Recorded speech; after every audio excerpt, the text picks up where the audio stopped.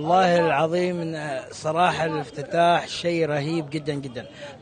بقول لك حاجة، أنا حضرت افتتاح كأس العالم في قطر، بس مثل الافتتاح هنا في البصرة ما شفت صراحة.